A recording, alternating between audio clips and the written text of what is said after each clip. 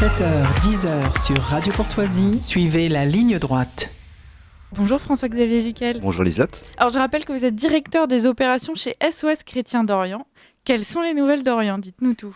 Alors la semaine dernière, nous avions parlé de la mainmise des grands bailleurs internationaux sur le Liban. Et cette semaine, nous allons rester dans le thème puisque nous allons parler des influences extérieures qui pèsent aujourd'hui sur l'Égypte. Alors, pourquoi ? Donc la semaine dernière, une actualité a fait la une. C'est que le pain subventionné en Égypte, son prix allait être multiplié par 4. C'est la première fois depuis 40 ans que ça arrive. Et la dernière fois, ça avait créé des émeutes de masse dans le pays.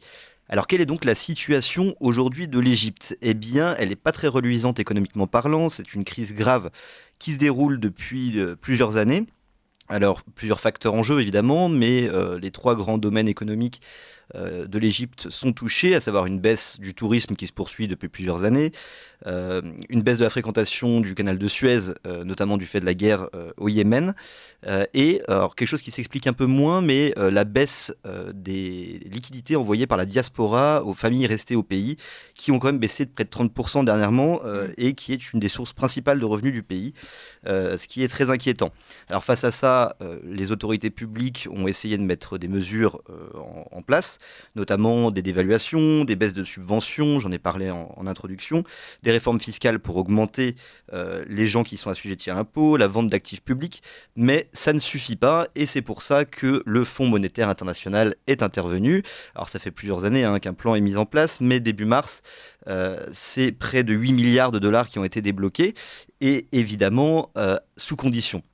Alors ces conditions, quelles sont-elles ? C'est notamment de revenir sur deux politiques publiques de souveraineté qui étaient en place depuis Nasser dans les années 50, à savoir la fin du contrôle de l'État sur le taux de change et sur les taux d'intérêt. Alors dans la foulée, les taux d'intérêt ont explosé puisque les taux directeurs de la Banque centrale égyptienne sont passés à 27%. À titre comparatif, pour la Banque centrale européenne, c'est 4%. Ce qui a donc entraîné sur la livre égyptienne, qui a désormais un change flottant, une dévaluation de près d'un tiers de sa valeur.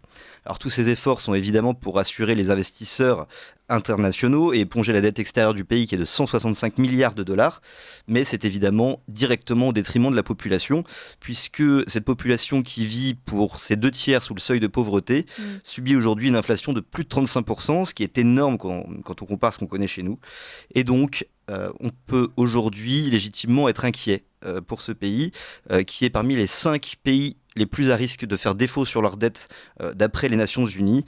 Et quand on sait que la stabilité de ce pays est essentielle dans l'espace méditerranéen, puisqu'aujourd'hui c'est plus de 9 millions de migrants qui sont en transit sur ce territoire, et c'est une véritable plaque tournante, non seulement entre l'Afrique et l'Europe, mais également entre le Moyen-Orient et l'Europe. Et quand on sait les conflits qui ont lieu aujourd'hui, on sait à quel point l'Égypte est un verrou clé. Et donc à l'approche des élections européennes, je pense qu'il sera absolument essentiel de garder un œil sur ce pays. Écoutez, c'est ce qu'on fera et avec vous, François-Xavier Giquel. Merci beaucoup pour cette chronique qui, je le rappelle, est en partenariat avec SOS Chrétiens d'Orient. On vous dit à la semaine prochaine.